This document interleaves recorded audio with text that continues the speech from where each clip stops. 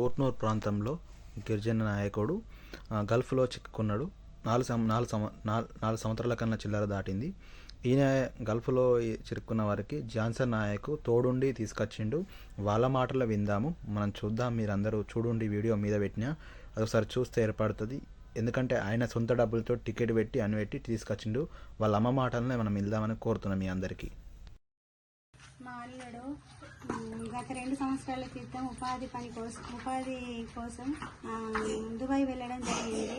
గత 5 నెలలుగా మధ్యస్థితి లేక అక్కడ ఉండడం జరిగింది.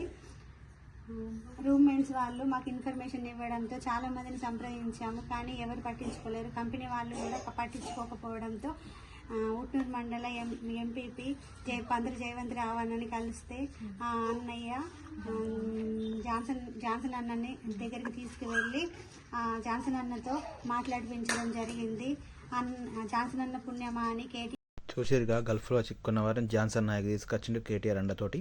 మనం ఇటువంటి కార్యక్రమాలు ఎన్నో చేయాలి. ఎందుకంటే గల్ఫ్లో బాధితులు ఎంతోమంది చిక్కుంటారు, వాళ్ళు రక్షించాలి, ముంగటికి తీసుకురావాలి, మన పార్టీ ముంగటికి నడిపించాలని కోరుతూ మీ జాడి భాస్కర్ యూట్యూబ్ ఛానల్.